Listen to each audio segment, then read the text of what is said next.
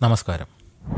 കറ്റാർ വാഴ നമ്മുടെ മിക്ക വീടുകളിലും സാധാരണ വളർത്തുന്ന ഒരു ഔഷധ സസ്യമാണ് കറ്റാർ വാഴ അഥവാ അലോവേര.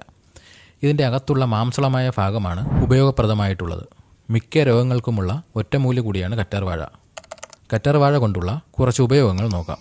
മലബന്ധവും തലവേദനയും ഉള്ളവർ കറ്റാർ വാഴയുടെ ജെൽ ഉണക്കിപ്പൊടിച്ച് 2 നുള്ളെടുത്ത് അതിൽ 1 നുള്ള മഞ്ഞൾപ്പൊടിയും കൂടി ചേർത്ത് 1/4 കപ്പ് വെള്ളത്തിൽ കലക്കി കുടിക്കുക.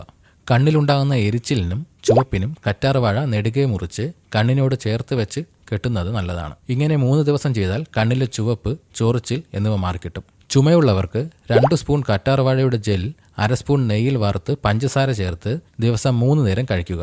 കൂടാതെ മുറിവിന് നല്ലൊരു ഒറ്റമൂലി കൂടിയാണിത്. മുറിവിൽ ഇതിൻ്റെ ജെൽ വയ്ക്കുകയോ അല്ലെങ്കിൽ നെടുകെ മുറിച്ച് കെട്ടിവെക്കുകയോ ചെയ്യുന്നത് നല്ലതാണ്. സ്ത്രീകളിൽ കണ്ടുവരുന്ന വെള്ളപ്പോക്കിന് കറ്റാർ വാഴ ജെൽ പിഴിഞ്ഞ നീരെടുത്ത് തേനും ചേർത്ത് 3 നേരം എന്ന ക്രമത്തിൽ 10 ദിവസം കഴിക്കുക. വേനൽക്കാലത്ത് വെയിലും ചൂടും കൊണ്ടുണ്ടാകുന്ന ചെറിയ പൊള്ളൽ, ചർമ്മത്തിലെ അസ്വസ്ഥത എന്നിവയ്ക്ക് കറ്റാർ വാഴ ജെൽ പുരട്ടുന്നത് നല്ല ഗുണം ചെയ്യും.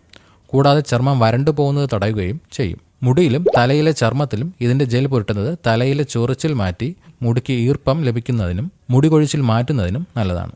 ചെറു പ്രാണികൾ കടിക്കുമ്പോൾ ചർമ്മത്തിലുണ്ടാകുന്ന ചൊറിച്ചിൽ, തിണർപ്പ് എന്നിവയ്ക്ക് ഇതിൻ്റെ ജെൽ നല്ലൊരു ഒറ്റമൂലിയാണ്. കണ്ണിന് ചുറ്റും കറുത്ത നിറമുണ്ടെങ്കിൽ രാത്രി കിടക്കുന്നതിന് മുൻപ് കറ്റാർ വാഴയുടെ ജെൽ കണ്ണിന് താഴെ പുരട്ടി കിടക്കുക.